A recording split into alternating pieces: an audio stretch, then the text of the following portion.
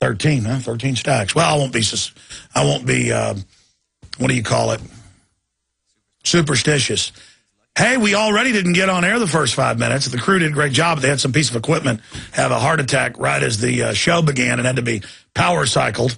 And so that took a few minutes. So I guess 13 is unlucky. Man, where do you start with all the craziness? Where do you begin? Where do I begin? Let's just start here. Chemotherapy could cause brain damage in breast cancer patients. Really? You mean ingesting a whole bunch of bug poison that they charge you $10,000 a month for or more? You mean that might be bad for your brain and the rest of your body? Really? The Daily Mail reports here. And then let's get into the pedophile culture here, since we're looking at Penn State. 4 going on 40, daycare owner, 72, convicted of sexually abusing toddler, says he did it because she was so promiscuous. And just look at that goblin-like creature. Here's another one. This is out of the Sun. Menendez, cop axed for boy sex claim.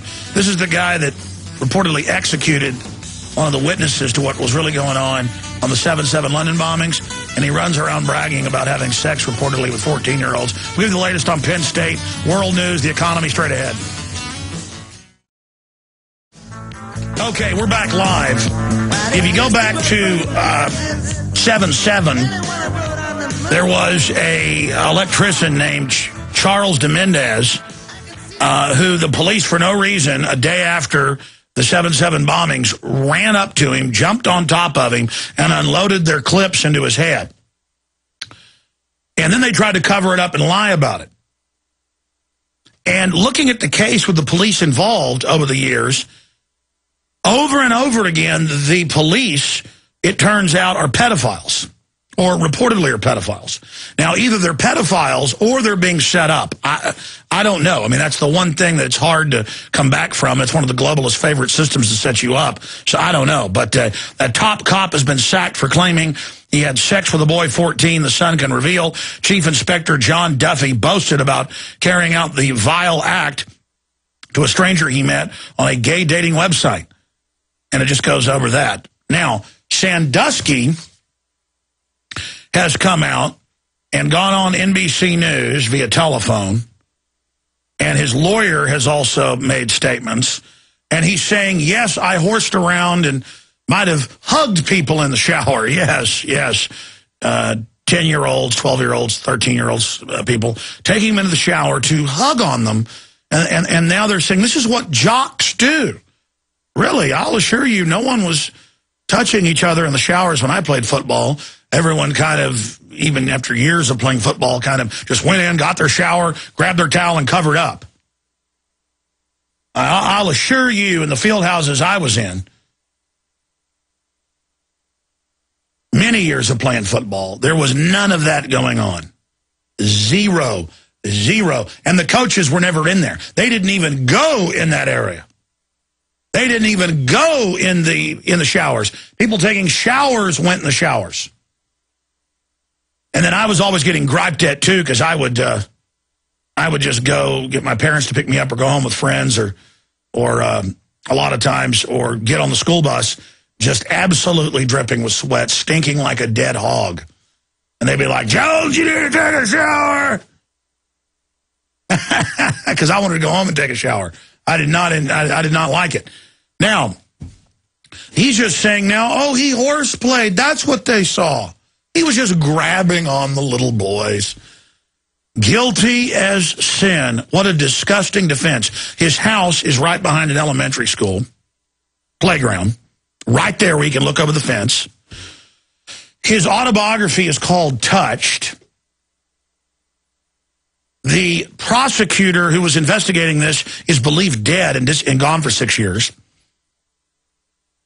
The sports reporter for the local paper that broke the story says there's more, and the reports are they were bringing donors in, of course, if you're raping people in the shower, folks, fondling kids, whatever, and then the school covers it up, you better believe it's well known. He founded this charity, remember that, for disadvantaged youth who no one's going to believe. They've got problems. Don't believe them. Continuing, here's another one. Sandusky lawyer impregnated a teen. That's right, and then married her. Everyone thought he was just her lawyer, basically getting her declared an adult, but it turned out she was already pregnant with his child. Interesting, just interesting. Just friends helping each other out a little bit there on that front. And then I bring you this article out of WFAA out of Dallas. I also have the Dallas Morning News here and CBS TV. I bring you this. I heard a local talk show host talking about how great it was this morning that two Occupy Wall Street people, a man and a woman who are homeless because of the economy, had a 9-month-old baby, and they've taken the baby. And now they're trying to get the baby to family or to friends, and the judge says CPS has to come investigate family or friends before this could happen. And the host was basically implying that wasn't even good, and the state should just take the child. Really, the child is light years safer living on the street. I'd actually grew up to be a strong child. Many of our forebears grew up as homeless children, like Andrew Jackson. Homeless by the time he was 12. Family killed by the Redcoats. Living in the woods, made him the man he was later. The point is, they were taking care of the child. They were trying to save their money to get back into a place. As the economy implodes, are they going to take your children when it happens? And I just want to tell those talk show hosts, I dare not try to call in because the screener will recognize my voice, that the CPS is 17 times more likely to abuse children than anyone else.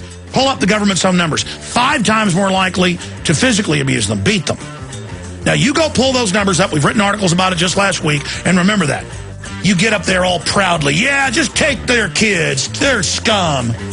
Oh, yeah? And give them to a bunch of piranhas. Oh, in that tank, half the CPS may not be piranhas, but the other half are. Ladies and gentlemen, we are back live. Thank you so much for joining us. We've got the head of the Libertarian Party, the chairman, joining us to get his view on election 2012 and the sorry excuse for candidates the Republicans and Democrats are putting forward, with the exception of Ron Paul and Gary Johnson.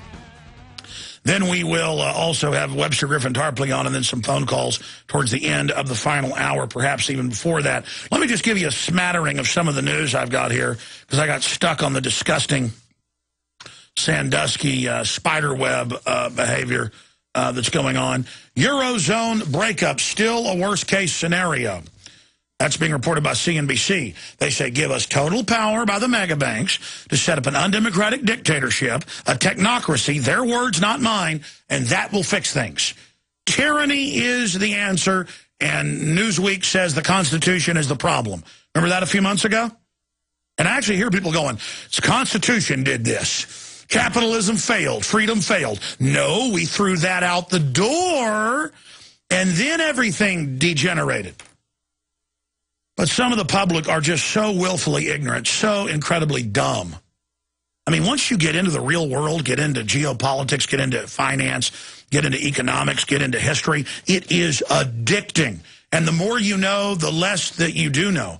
But compared to people that think they know it all, oh my gosh, these aren't even children. I talk to insurance company executives. I talk to scientists. I talk to lawyers. And most of them know nothing because they specialize in one area. They want to get out of work. They want to hit the golf course. They want to hit the liquor. They want to get home and play video games or watch Sports Center. They are not even living. They are just cogs in a machine. Not me and not my house. Never. Never, never, never. The animating contest of liberty is mine. I will have it. I will have the whole truth and nothing but the truth. I want to know the secrets of the universe. I want the species to survive. I'll never know the secrets, but my progeny, if we survive, will. If it takes 1,000 generations, we will transcend the globalist scum. We will transcend the New World Order. So we got that report. China state media slams Obama over currency remarks, where Obama said they should raise the value of their currency so that U.S. exports can be helped. It's like trying to plug holes in the sinking Titanic. Also, falling house prices trap first-time homeowners. Well, that was the whole setup. That was the whole plan. So depression by design. All right, let me just mention some of the other news coming up here. DOJ wants to criminalize uploading YouTube videos. I'm not kidding. Even CNET, or CBS's online system, Declan McCullough is reporting that. Racketeering charges for violating websites' terms of service, all under administrative law. Incredible. Continuing, FDA allows controversial meat and produce to be blasted with radioactive nuclear waste. That's right. Treated with virus cocktails. They spray them with live viruses. Can't make that stuff up. Obamacare. Again, moving forward, they think the Supreme Court may actually approve it. Then we have this report. Ground-to-air missiles could be deployed at London Olympics. Oh, all part of the fear-mongering to make you think the planes are all going to be hijacked when that whole thing was staged. And then meanwhile, real al-Qaeda was given control of Libya and given 2,000 high-tech shoulder-fired surface-to-air missiles and at least 8,000 other low-tech ones themselves that could shoot down aircraft. The low-tech, they got to send, sit a mile from the airport where planes are at 4,000 feet, blow them out of the air. It's just a targeting system. It's basically point and shoot, and, you just hope that you aim right. But 2,000 that will lock in on the engine heat signature up to 10,000 feet in the air with dead-on precision, 15,000 feet with the type of missile they got with moderate precision. And so they just flip it on, aim it, target light starts beeping that it's acquired the heat signature, and bye-bye